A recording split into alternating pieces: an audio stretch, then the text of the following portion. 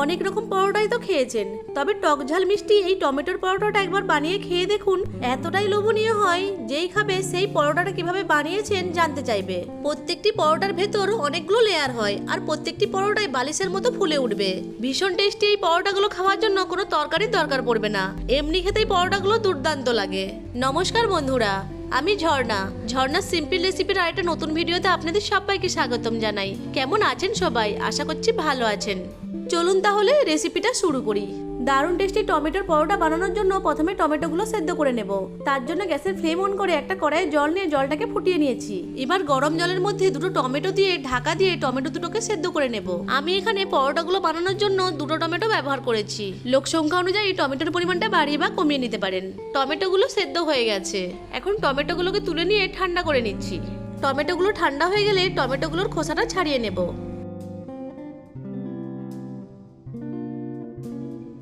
এবার একটা ম্যাশার দিয়ে টমেটোগুলোকে ভালো করে ম্যাশ করে নেব। আপনারা চাইলে হাত দিয়েও ম্যাশ করে নিতে পারেন।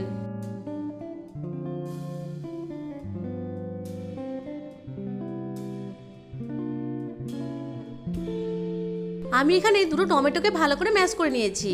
এবার টমেটো পেস্টের মধ্যে টমেটো যদি কোনো শক্ত অংশ থেকে যায় সেটাকে ফেলে দিতে হবে। এখন টমেটো পেস্টের মধ্যে দিয়ে দিচ্ছি মেজারিং কাপের 1 কাপ ময়দা। ময়দার পরিবর্তে আটা দিয়েও পরোটাগুলো তৈরি করে নিতে পারেন। দিয়ে দিচ্ছি স্বাদ মতো লবণ, আর দিয়ে দিচ্ছি 2 টেবিল চামচ মতো রিফাইন তেল। এখন সবকিছুকে ভালো করে মিশিয়ে নেব। প্রথমেই আমরা অনেকটা ময়দা এখানে ব্যবহার করব না, অল্প অল্প করে দিয়ে মেখে নিতে হবে, কারণ আমি এখানে টমেটোর জুস দিয়ে ময়দাটা মেখে নেব। ডোটা মাখার জন্য এখানে কোনো রকম জল ব্যবহার করব না। এখানে আমি আরো হাফ কাপ মতো ময়দা যোগ করে দিচ্ছি, কারণ ডোটা অনেকটাই নরম হয়েছে, তাই আরো হাফ কাপ মতো ময়দা যোগ করে দিলাম। এবার ময়দাটাকে ভালো করে মেখে নিয়ে একটা ডো তৈরি করে নেব। নর্মাল যেমন রুটি পরোটার ডো তৈরি করা হয় সেরকম একটা ডো তৈরি করে নেব।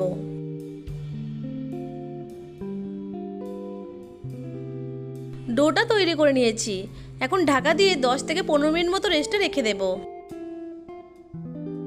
এখন একটা ডিমের মিশ্রণ বানিয়ে নেব। তার জন্য একটা প্লেট নিয়ে তার মধ্যে দিয়ে দিচ্ছি কিছু মিহি করে কুচানো পেঁয়াজ, 4টে কাঁচা লঙ্কা কুচি, আর দিয়ে দিচ্ছি কিছু ধনেপাতা কুচি।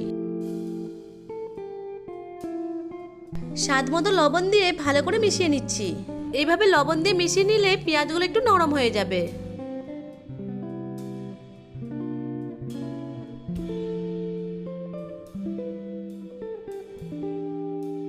এবার এর মধ্যে 3টে ডিমকে ভেঙে দিয়ে দিচ্ছি।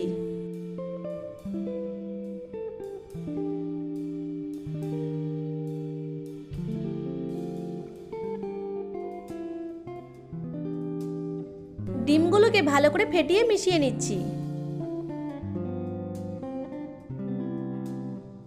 ডিমের মিশ্রণটা তৈরি হয়ে গেছে, এখন এটাকে এক সাইডে রেখে দেব। এদিকে 15 মিনিট পর ঢাকাটা খুলে নিচ্ছি। ডোটা আরো একটু সফট হয়ে গেছে, এখন ডোটাকে আরেকবার ভালো করে মথে নিচ্ছি। এবার ডো থেকে লেচি কেটে নিচ্ছি। লেচিগুলো খুব ছোট করে কাটবো না, নর্মাল পরোটা তৈরি করার জন্য যেরকম লেচি লাগে সেরকম সাইজে লেচি কেটে নিচ্ছি। এবার লেচিগুলোকে একটু গোল করে নিচ্ছি যাতে বেলতে সুবিধা হয়। সব লেচিগুলোকে গোল করে নিয়েছি। এখন একটা লেচি নিয়ে উপর থেকে কিছুটা ময়দা ছড়িয়ে রুটির মতো করে বেলে নেব।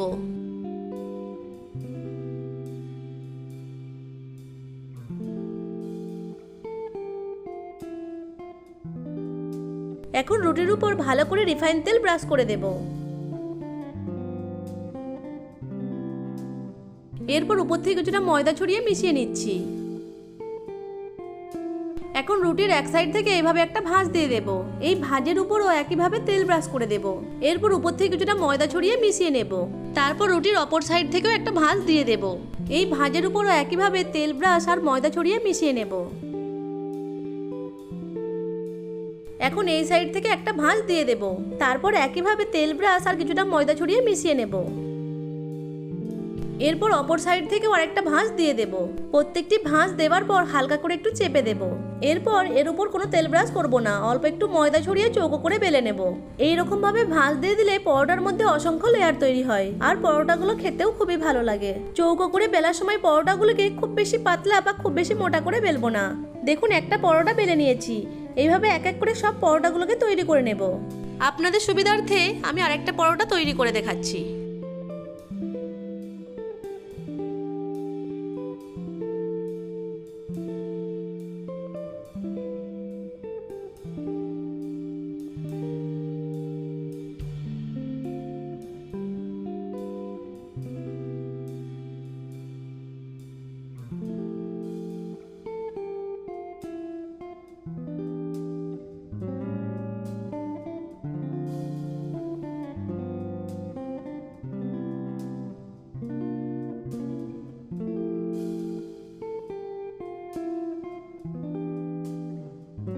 সব পরোটাগুলোকে এক এক করে বেলে নিয়েছি।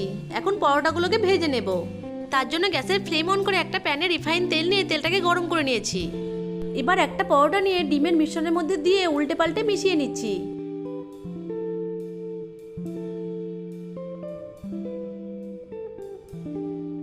তারপর পরোটাটাকে ডিমের মিশ্রণ থেকে তুলে নিয়ে গরম তেলের মধ্যে দিয়ে দিচ্ছি।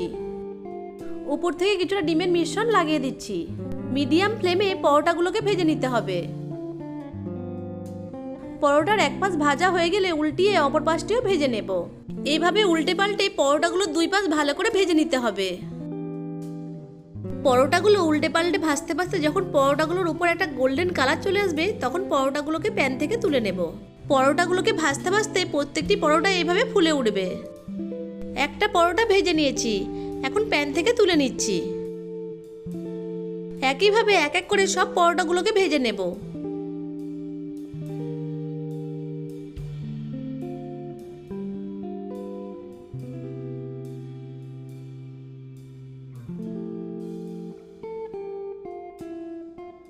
দেখুন সব পরোটাগুলো একদম বালিশের মতো ফুলে উঠছে।